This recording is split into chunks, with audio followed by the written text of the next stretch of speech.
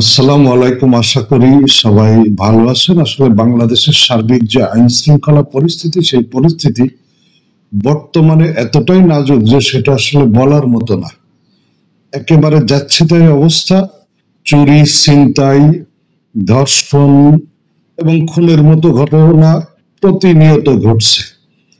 তবে এর মধ্যে সব থেকে যেই চুরি, ছিনতাই বা ডাকাতি, এইগুলো আসলে রাজধানী শহর ঢাকাতেই বেশি হচ্ছে, আর যার ফলে একেবারে নড়ে চড়ে বসেছে প্রশাসন। এবং প্রশাসন আসলে তিন বাহিনীর সমন্বয়ে যৌথ অভিযানের ঘোষণা দিয়েছে আজকে।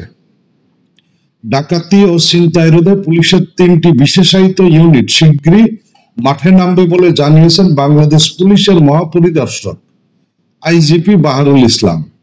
তিনি বলেন, রাতে ছিনতাই বেড়েছে, দিনেও ছিনতাই বেড়েছে। ছিনতাই প্রতিরোধে বিশেষ একটি ব্যবস্থা নেওয়ার সিদ্ধান্ত নিয়েছি। ঢাকা মেট্রোপলিটন পুলিশ, র্যাব ও এন্টি টেরোরিজম ইউনিট যৌথভাবে অভিযান পরিচালনা করবে।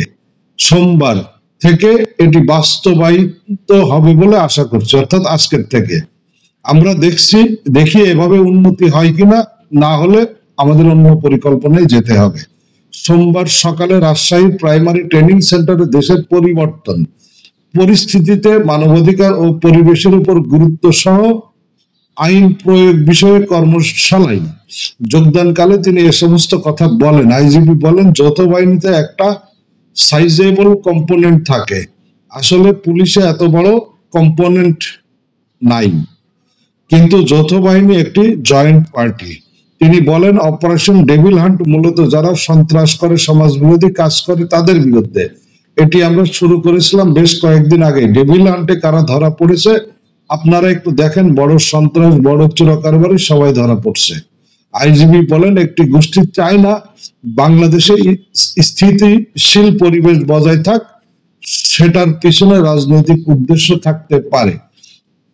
অর্থাৎ উনি এখানে কিন্তু একেবারে বলে দিছে যে এটার পিছনে রাজনৈতিক কোনো উদ্দেশ্য থাকতে পারে। অর্থাৎ আওয়ামী লীগকে উনি আসলে সরাসরি না বললেও আওয়ামী লীগকে মেনশন করেছেন যে আওয়ামী লীগ হয়তো ক্ষমতা থেকে বিতাড়িত হওয়ার পরে আওয়ামী লীগ দেশের নৈরাজ্য গুলো করে বেড়াচ্ছে। আসলে এরকমটা না যে আওয়ামী লীগ তো এখন মাঠে নাই, তারা হয়তো চোরাগুপ্তা হামলাগুলো বা ছিনতাই টিনতাই দু একটা জড়িত থাকলেও থাকতে পারে।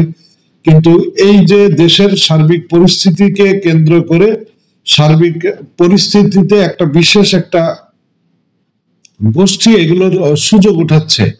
আগেকার মতো সেই চরমপন্থীরা আপনার মাথা ছাড়া দিয়ে উঠেছে। আপনারা জানেন যে ঝিনাইদহে এই গত 2 দিন আগে একই জায়গায় সেই 3 জনকে খুন করা হয়েছে, যেখানে এর আগেও কিন্তু আরো 8 জনকে এইভাবে নির্মম ভাবে গুলি করে হত্যা করা হয়েছিল এবং সে সমস্ত নামগুলো প্রকাশ্যে আসছে। কিন্তু ব্যাপার হচ্ছে যে পুলিশ কাউকে আসলে এইভাবে ধরতে পারছে না। এইগুলো এই যেই গত রাত্রে ঢাকাতে যে এক গহনা ব্যবসায়ীকে গুলি করে তার কাছ থেকে প্রায় 200 ভরি স্বর্ণ ছিনতাই করে নিয়ে যায়, এগুলো তো ভিডিও ফুটেজ আছে। কোথাও না কোথাও পুলিশ চেষ্টা করলে আসলে একটা বিহিত করতে পারে, এবং এটাই আমরা জানি। কিন্তু পুলিশ আসলে কেন যে পদক্ষেপ নিচ্ছে না, পুলিশের সমস্যাটা কোথায়? নাকি পুলিশ এখনো সেই আওয়ামী লীগ ঘরানার মন মানসিকতা দিয়েই আছে? এইগুলো আসলে খতিয়ে দেখা উচিত। কারণ পুলিশ এমন একটা বাহিনী যারা সবসময় আসলে বাংলাদেশের জনগণের সাথে একেবারে সরাসরি সম্পৃক্ত থাকে, যেটা অন্যান্য বাহিনী, র্যাব বা সেনাবাহিনীর সেই জিনিসটা সুযোগ নেই, এবং বাংলাদেশের মানুষ যে কোনো বিপদে আপদে পুলিশের কাছে ছুটে যায়। কিন্তু সব থেকে বড় কথা কি, যে নিয়মিত যে সমস্ত পুলিশের টহল, সেগুলো আসলে সেভাবে চোখে পড়ছে না। যদি পুলিশের টহলটাও আসলে রাজধানী সহ সারা বাংলাদেশে যদি আপনার ব্যাপক আকারে দেওয়া হয়, তাহলে এইগুলো আসলে কিছুটা রোধ করা যায়।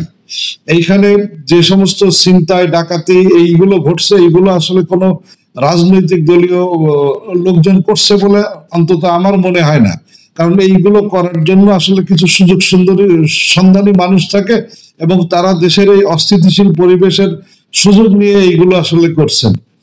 তো আমরা আশা করি যে এই যে 3 বাহিনীর যে যৌথ অভিযান শুরু হচ্ছে আজকের থেকে রাজধানী ঢাকা শহরে, তো এর সাথে সাথে এই অভিযানগুলো আসলে জেলা শহর এবং উপজেলা শহরগুলোতে শুরু করতে হবে। কারণ জেলা বা উপজেলার অবস্থা খুব একটা আসলে ভালো না। সব জায়গায় একই অবস্থা। ঢাকার গুলো হয়তো বেশি নজরে আসছে, এই কারণে ঢাকাতে দেওয়া হয়েছে। তো আমাদের আশা থাকবে যে অতি দ্রুত এই ধরনের অভিযান জেলা এবং উপজেলা শহরগুলোতে পরিচালনা করা হবে। ভালো থাকবেন সবাই।